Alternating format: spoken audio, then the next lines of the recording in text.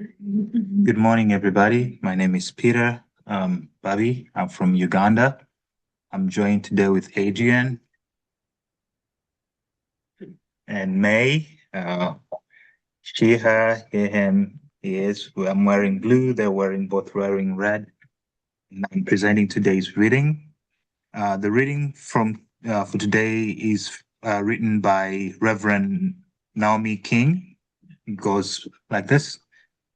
When the world's violence shatters the joy of the moment, we pause and reach out for the hands that remain. We open our hearts with love. When the despair rises as a monster from the deep and rages down one of our own, our answer is that we open our hearts with love. Thank you.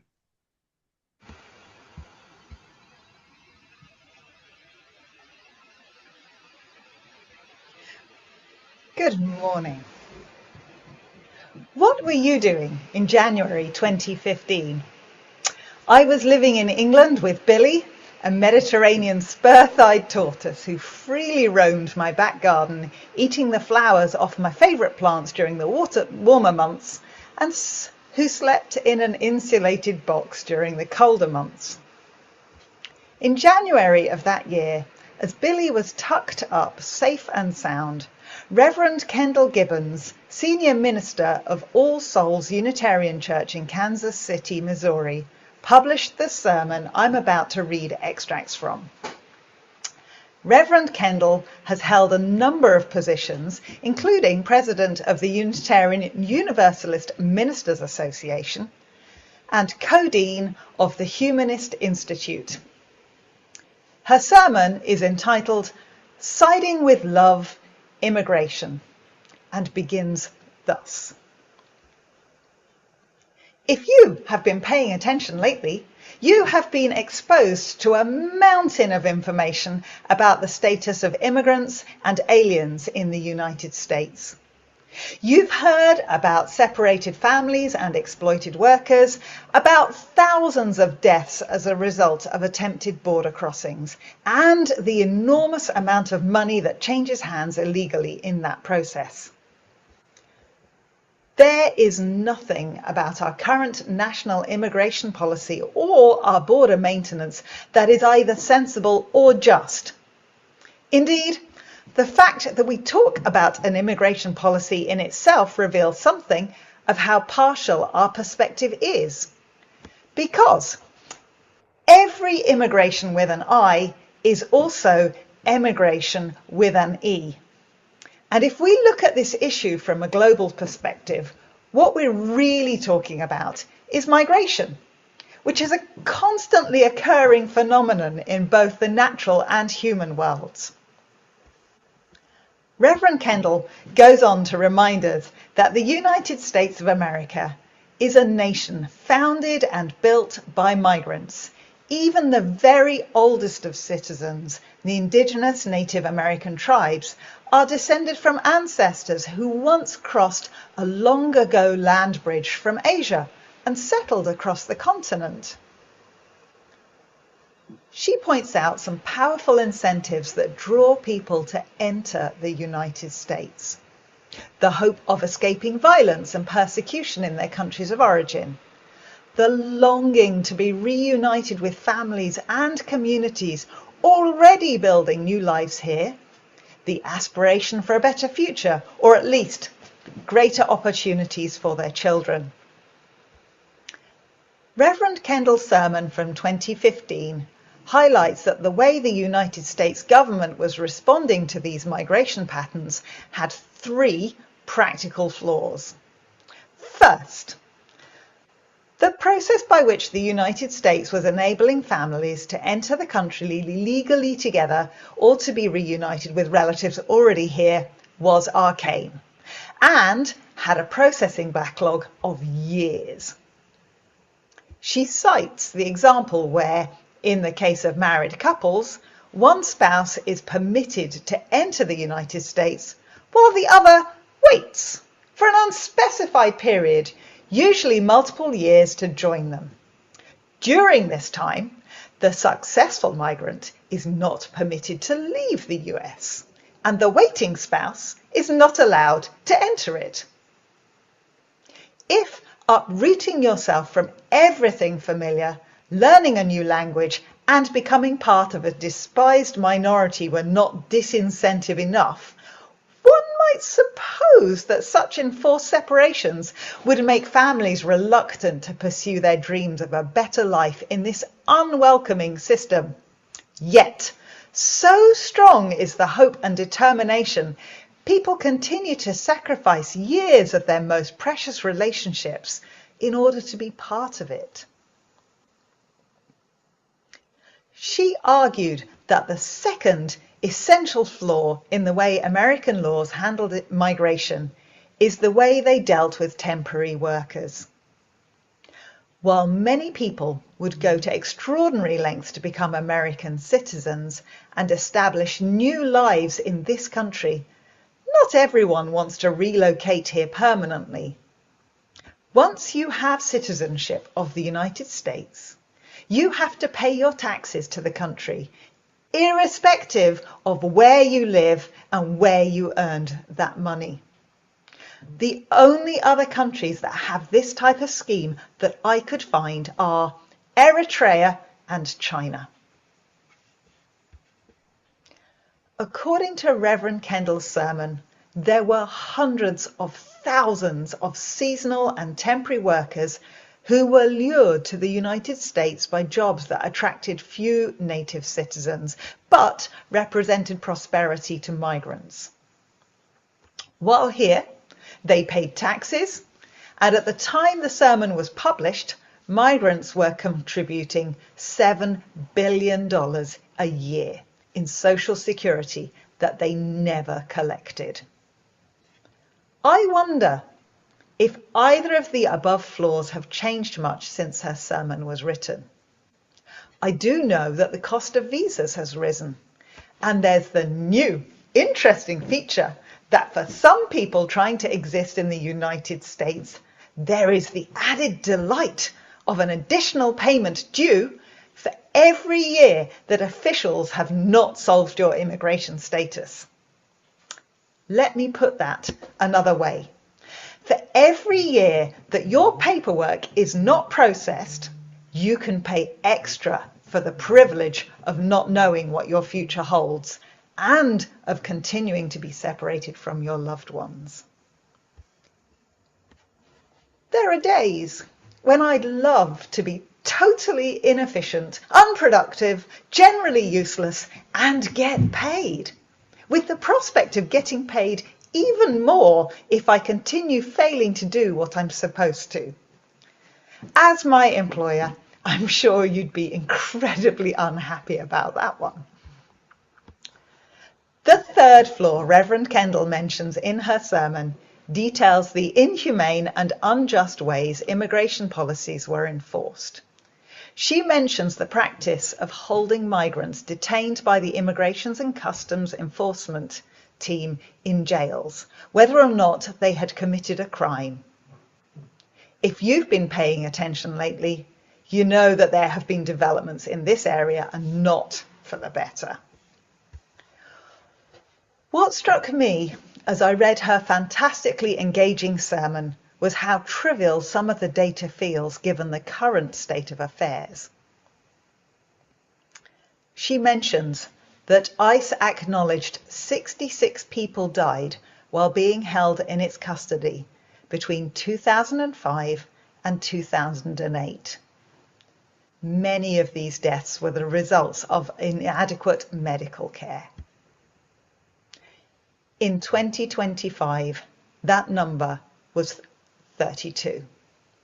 The deadliest year in more than 2 decades, and that is before you consider the deaths that occurred as a result of action taken by ICE that didn't occur in custody. The sermon goes on to consider that the whole concept of a managed immigration policy is based on an outdated understanding of the world and the willingness to live by our basest fears rather than out of loyalty to our ideals. Reverend Campbell points out that at the heart of every religious tradition is the fundamental insight that we are called upon to welcome the stranger, to share our prosperity, and to put the well-being of humanity ahead of the sovereignty of nation states. She goes on to say that if Unitarian Universalists believe what is said about the goal of world community, with liberty and justice for all, it seems that this is a vision that should be shared. She proposes that every one of the Unitarian Universalist basic principles is challenged by the inequities of this country's immigration policies. The principles are not just ideals written on a piece of paper. They serve multiple purposes. They serve as a moral compass, as a set of shared values. They encourage inclusivity when we all come from different backgrounds.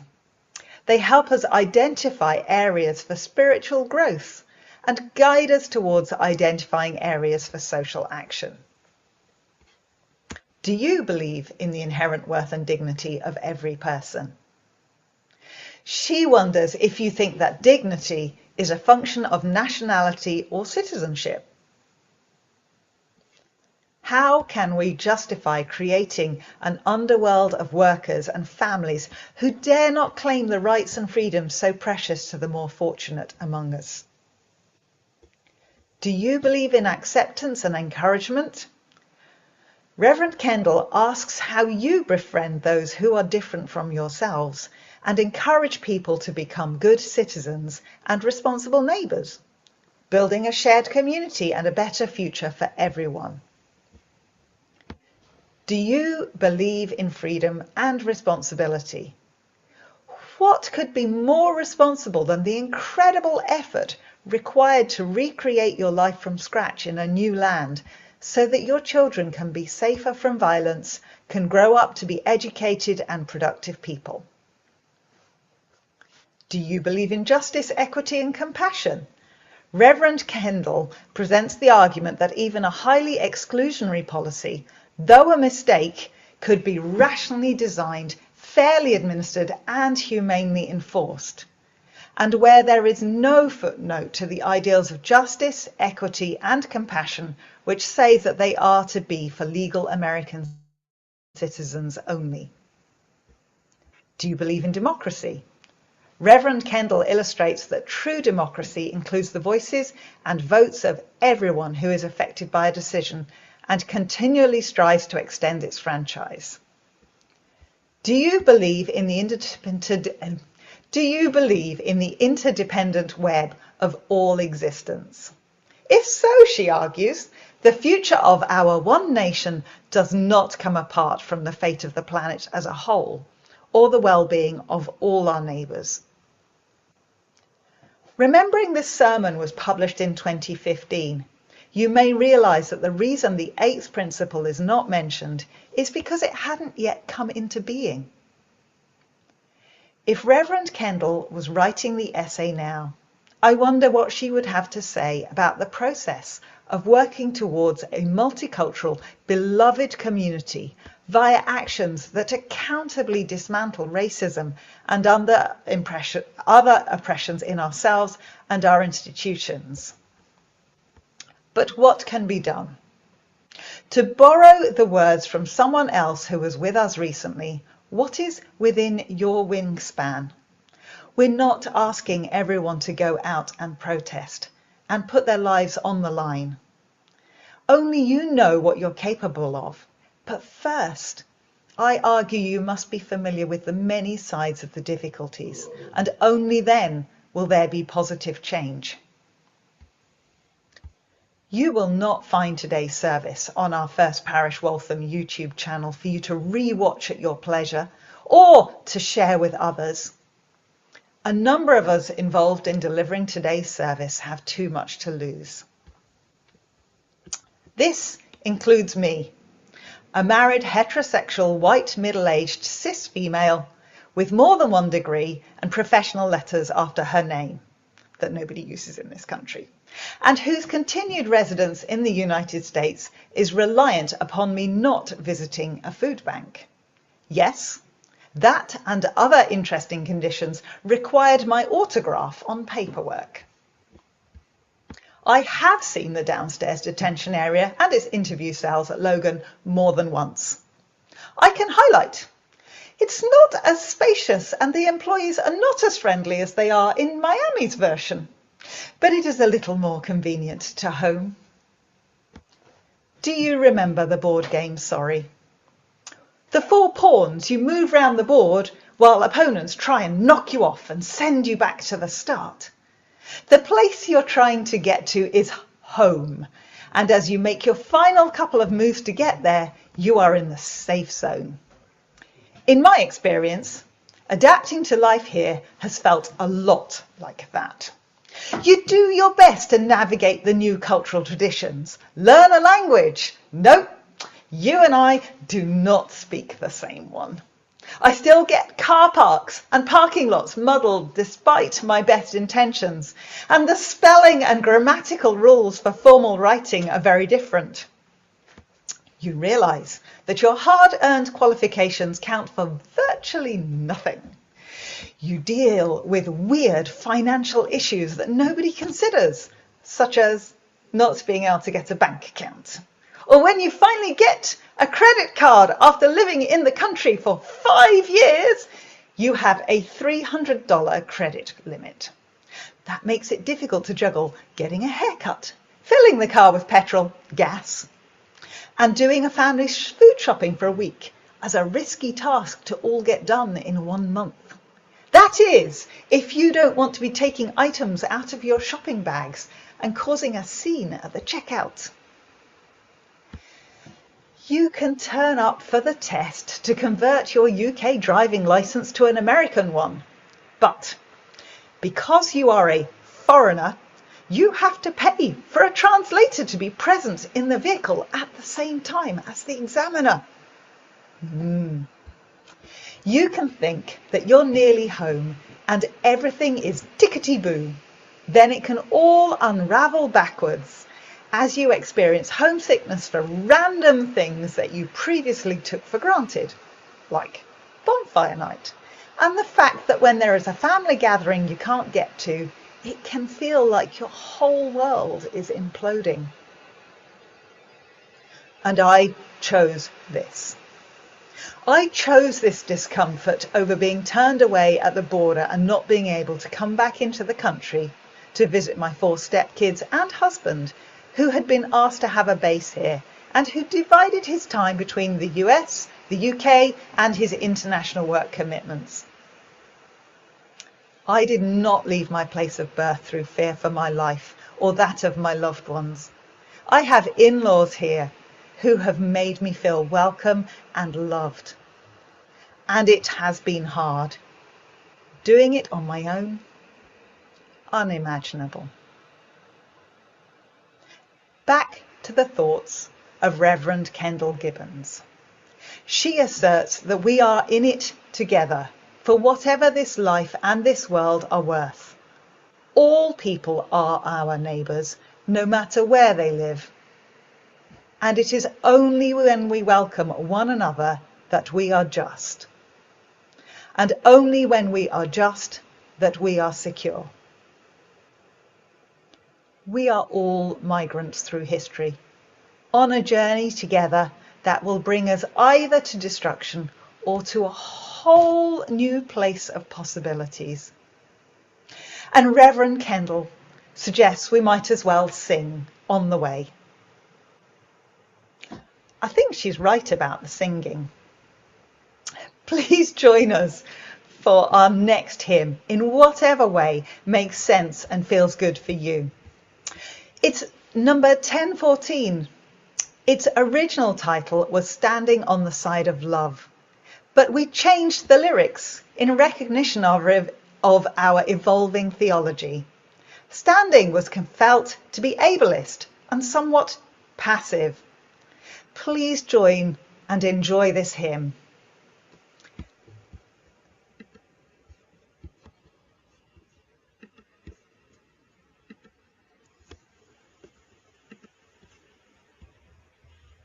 One, two, three, four.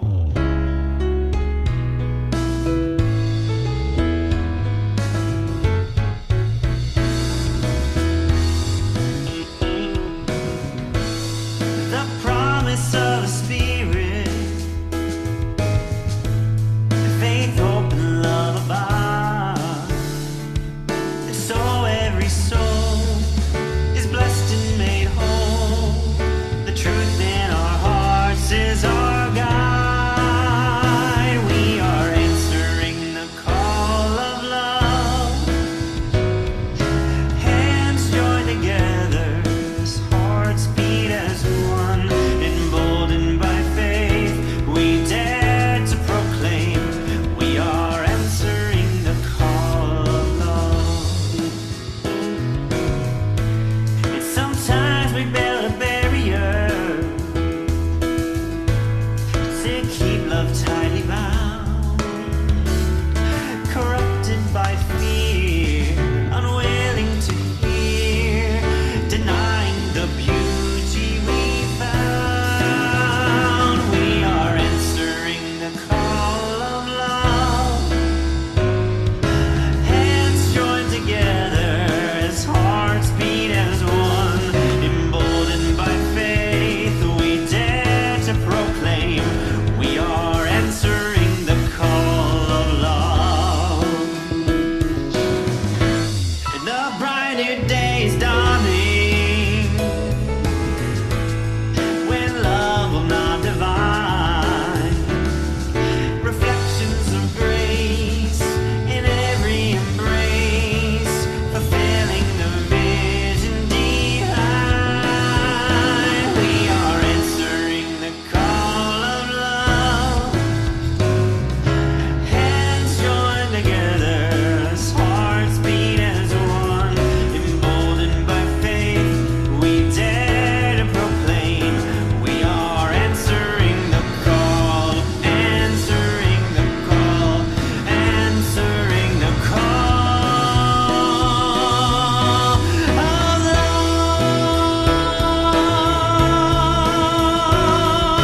Hands joined together, as hearts beat as one.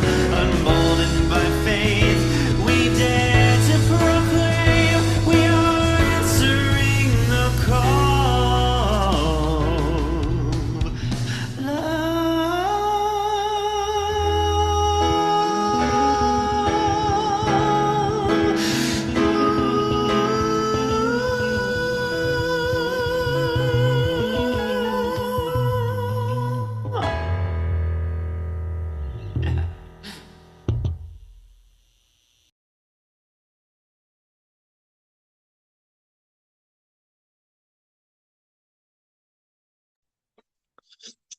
Today's closing words are by Frederick E. Gillis. May the love that overcomes all differences, that heals all wounds, that puts to flight all fears, that reconciles all who are separated, be in us and among us, now and always. Amen.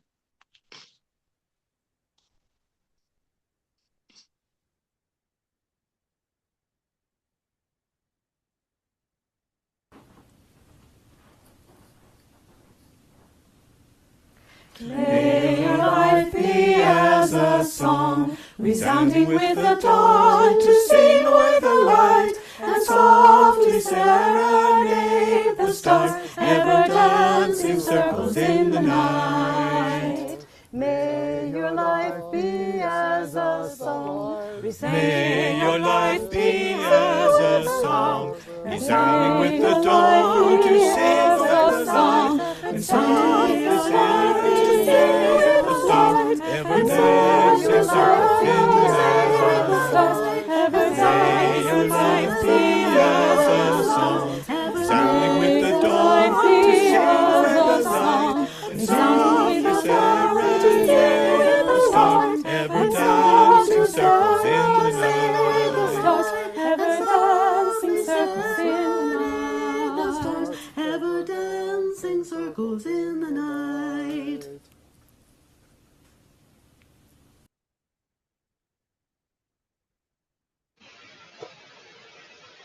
Thank you so much for joining us this morning. There are breakout rooms, and if you're not quite sure how they work, I'm sure we can help you with that one. It has been lovely to see you this morning, and I hope we will be back in person next week. Breakout rooms are now available. If you would like to head into a room to chat with people, and not just through typing, please feel free to do so. A couple of the breakout rooms are labeled with topics. So if you want to discuss Minnesota, for example, there is a breakout room that has that label.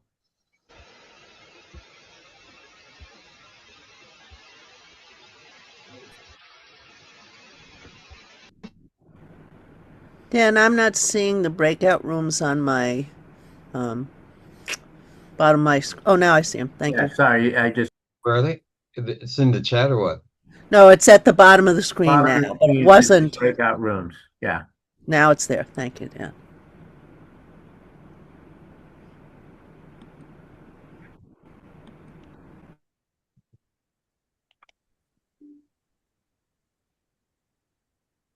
I don't see breakout rooms. At the bottom of with the tools at the bottom of the Zoom page, there should be one called breakout rooms. If you don't see it, try the three dots and it might be on the list that you get when you hit the three dots. Okay, I see it. Thank you. Got it.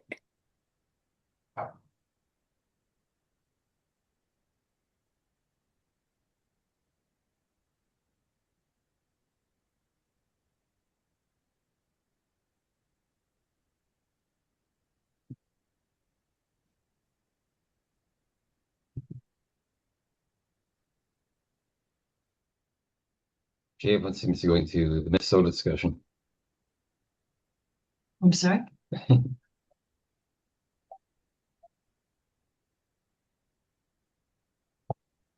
If anybody has questions about getting into the different breakout rooms? Yeah, I'm trying to get in here. I'm not wait. seeing anything. Which one are you And I trying to s- get into, Cynthia? The Minnesota, I guess. So you're the one that says Harrington Room, Minnesota discussion, and are you clicking, see where it says join over to the right? Are you clicking on the join? I know this is a new iPad, so I'm confused. Do It's you see the breakout rooms? nope. Cynthia, I can pop you in there. That's not a problem. All right. Thank you, And I Emma. think, let me see if I can get that sorted for You you. should be able to. I can certainly, but I think you can. No, I'm not managing to move Not Cynthia. letting you. Okay, I will do that. Great, thank you. Yeah, it's probably my iPad. It's brand new. I don't. Yours is the one that's labeled iPad 2? Yes. Okay. Yeah, I haven't been able to fix it. Okay, I got it. I got it. Great. I guess they don't give that to the co-hosts, huh? Joan, are you Anybody else wanting to having be anywhere difficulty? else? Sorry, Jonah, would you like to join anybody else in a breakout room? I'm waiting to talk to Peter. Who wants to talk to me? Here. Anne, are you trying to get into a breakout room? I'm not sure Anne is there. Okay. Joan, do you need to talk privately with Peter? I can put you in a different breakout room. Okay, well, you can go ahead and talk. I think everybody else is in rooms. Well, it doesn't matter. If people will stay, they stay. I can. It's the only We're time going to I talk get to. secret things. No. Aren't we going to talk about secret things? Why don't you We just can't let Dan hear this. Oh my gosh. Who is Slide Deck? How can we talk about Dan if he's here? Slide Deck is a separate computer that held the slide deck that had the different things that got shared. So it records what we say? No, not at all. Oh, did you stop the recording? Actually, I didn't stop recording, so thank you for saying that. Oh. You better stop it.